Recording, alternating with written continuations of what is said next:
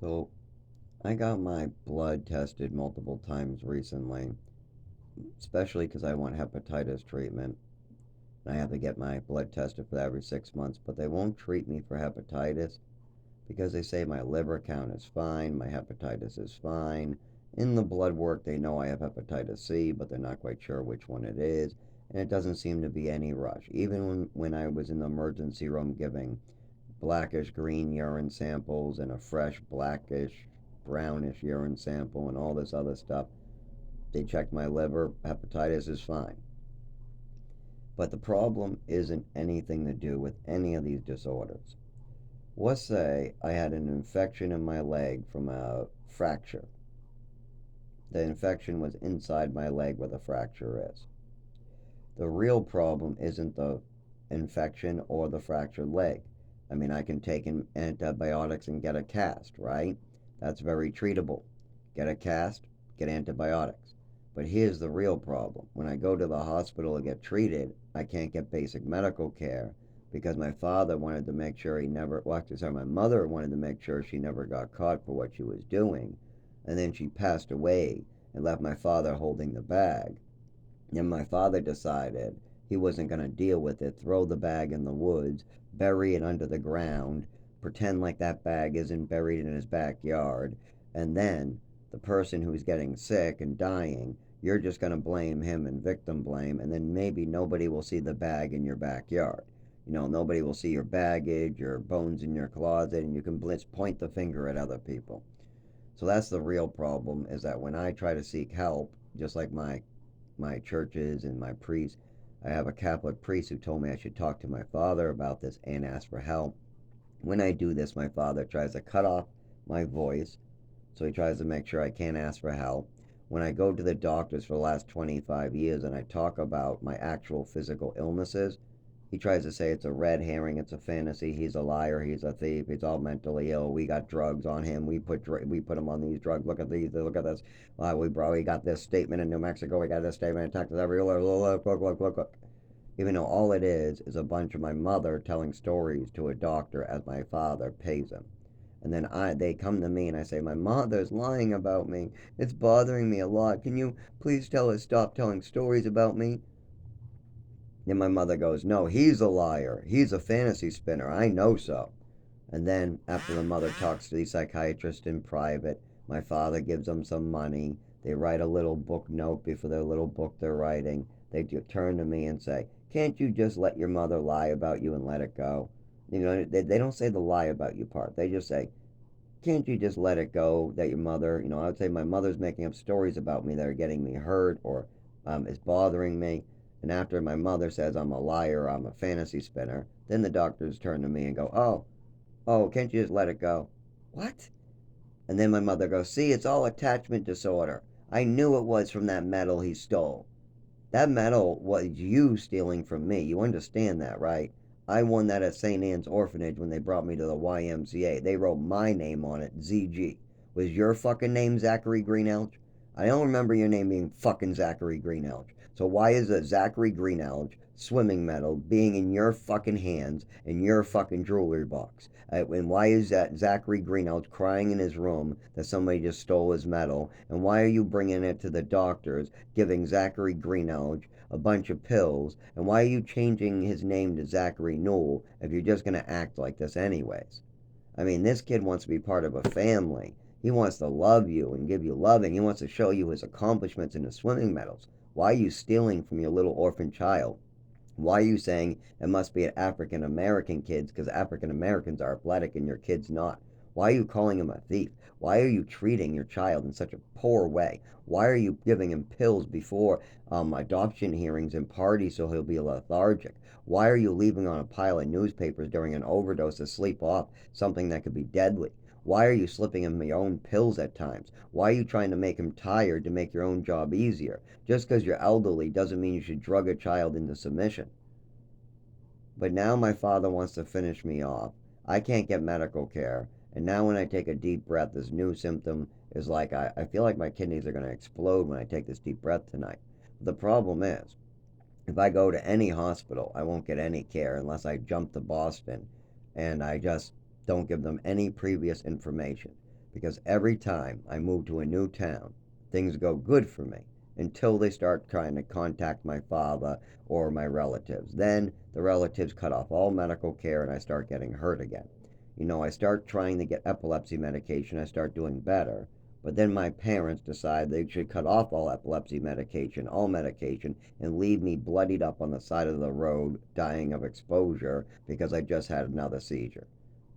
And of course, I can't get help. I'm left on the side of the road to freeze to death.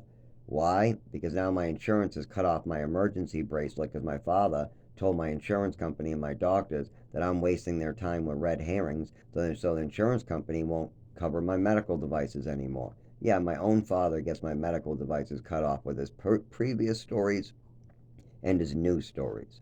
Yes, my father and mother love.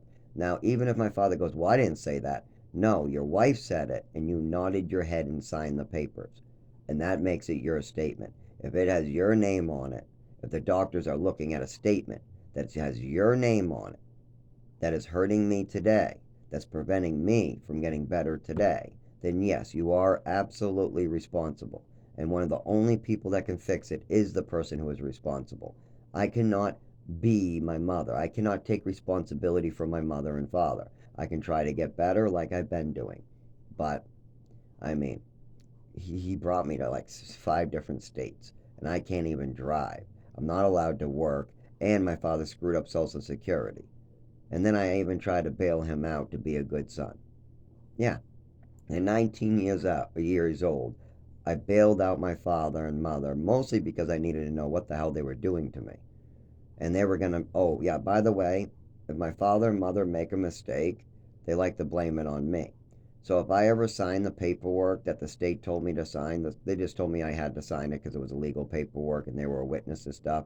But if I had signed it like I'm just supposed to, my father would have got in trouble for his own actions. And if my father gets in trouble for his own actions, he needs to blame somebody else. Is he going to blame his wife? Hell no. Is he going to blame the worker? Hell no. He's going to blame his son again. So I bailed him out, and he still just, ha, I fooled him again. Yeah, I got away with it again. Yes, that stupid orphan kid keeps on thinks we love him. What the fuck? That stupid orphan kid. We he bails out. He could have got 12 grand. He could have stayed in his fucking housing. They would have hooked him up with another housing. They would have showed him how to use the Social Security to get housing. And the state of Massachusetts would have actually worked with him. That stupid fucking gave up all that for me. Yeah. And my son of mine, Zach, that's a stupid fucking kid. Meanwhile, I'm doing it out of love and I'm trying to follow Jesus. And because I'm trying to give my father support. But then he just turns around and just keeps on stabbing me in the back. Just stab me some more, Dad. Yeah, you stab me at 7 and stab me at 9 and stab me at 12. Then you want to stab me a couple more times. And then what? When I jump in a pool and cut the back of my foot open, you will just let mother stab me some more. Self-harming. Stab, stab, stab. Meanwhile, when I have a neurological disorder and I'm bumping into stuff and I'm trying to figure out what it all means, but I don't know because my mom is doing all this weird stuff with psych doctors. And then I finally get called in the living room and I'm telling them, hey, yeah, these scabs are from just bumping into stuff and falling down. It's normal, right? And then they say, well, it's not normal to have scabs and be falling down and bumping into stuff all the time. And then my mother goes on her, it's self-harming. You must be scraping those scabs into yourself on purpose. Yes, it's self-harming. You're suicidal. Yes, yes, yes. Yeah, just stab me some more and confuse me some more. Just brainwash me and fuck my brain up some more, right, Dad? Thank God I'm actually a very smart adult who actually wants to learn and change constantly. I'm always learning new things and wanting to be a better person and help more people. The more I know, the more people I can help.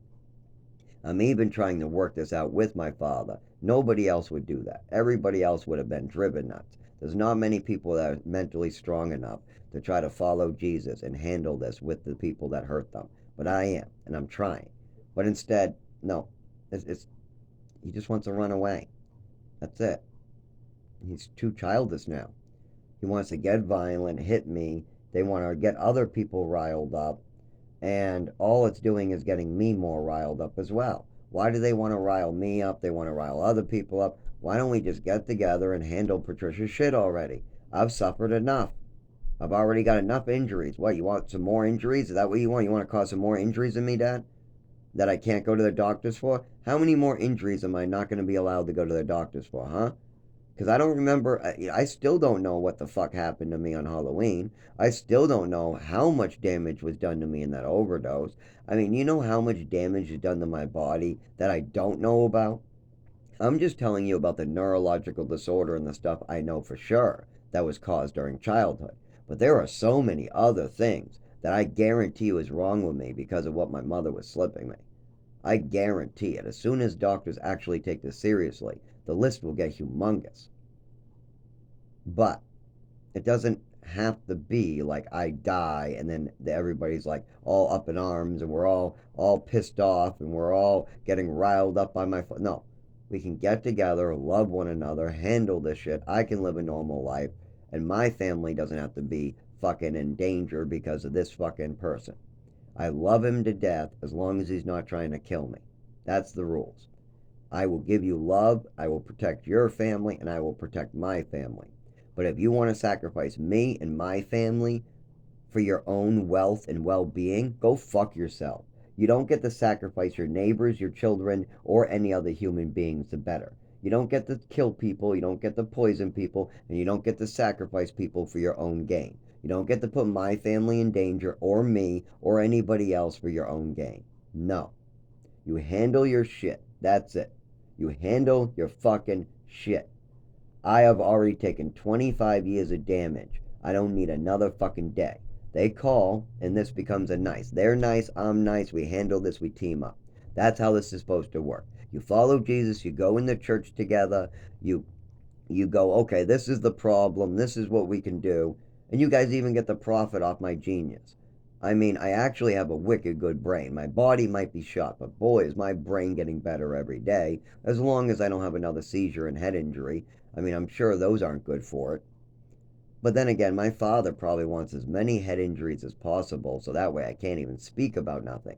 I mean, he wants to cut off my voice, he wants to cut off my ability to walk, he's already cut off my ability to drive. I can't work because of him either. My jobs won't let me work until I get a diagnosis, but my father doesn't want me getting a diagnosis and does everything to make sure I can't get that. So I'm not allowed to work. When I go to Social Security, they're like, too bad, your father did something he's not supposed to. You're a big mess. You got health issues that aren't described, and then we got all these that are fake, and that your father just and mother's described, so you're not going to get that.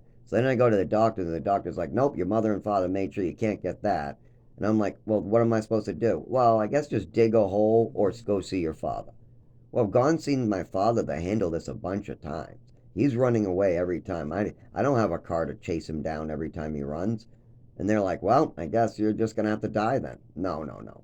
I guess I gotta chase a little harder and call a little harder and put a little more screws to his nuts. I mean, I guess I've been too nice about this for the last 25 years. I guess just telling him that my mother's crazy. I guess my mother admitting that she's doing dangerous stuff. I guess seeing his wife die while drinking and taking pills. I guess his sister and the brothers and everybody being upset. I guess that's not enough. And I guess that's not enough for my older brother, my older sister to get involved. I mean, I really hope my nephew can mentally handle this when it comes to light. I hope he really can because I love all of them so much. I really hope all their futures are bright. I don't want my hard work to be in vain. I mean, not only am I trying to work on everybody in general in society and giving to them, my own family, my own support system, I'm also been gave everything I have to this Newell family and got almost nothing in return. I didn't get an education, very poorly fed. I mean, I got food poisoning in New Mexico many times. In the programs, I only got like a can of green bean once, a bunch of Chef Boyardee, all because my father wanted to save some money. Oh, yeah. My father was getting my clothing check. While all the other kids once a month would go clothing shopping, they didn't have the staff to watch them because all the staff were supposed to bring the kids clothing shopping. But my father would refuse to let me have any clothing money. So I had to stay in the program every month. But they didn't have the staff to watch me. So a staff member who was off duty would just play on their phone, but I had to stay in my room and I was allowed to get one can downstairs and come back up. One can of something and come back up. When I asked why I'm being punished this way, they said you're not being punished. You just have to stay in your room. We can't cook because we don't have staff. All the staff are out with the other kids. I said, why can't I go out with them? They said, ask your father, ask your father, ask your father. So every time I asked my father, he would just say, they don't get any money or something like that. I'm like, they just showed me a $200 check. I know what they do every month. Every month they go clothing shopping with their clothing check from the state. Now, here's the funny part. I didn't know my father was getting $980 check while these other kids were getting $200 checks. And that's what almost bullshit. My father's like, these kids can't be getting $200 a month. Well, that's all they get. They get $200 a month in clothing, and then they get to eat like spaghetti and meatballs and chop suey and macaroni and cheese all the time, and an apple and a banana. And they don't get their own room. They have to share like two people to the room. And the rooms are small. You don't get to have any toys to spend, and you don't get to buy nothing. Everything you get has to be gotten from a school or from your allowance or something like that. So nobody gets anything but $200 every month. And my father gets 980, and he thinks 200 for all these orphan kids is too much. But giving him 980, that's not enough. He needs some more clothing money. You know, getting 780 and paying that towards his rent and allowing me to get my clothing money like the other orphans that live there. He keeps 780 and gets to use it however he wants for his own rent, his food, whatever. I mean, I don't get to eat the food money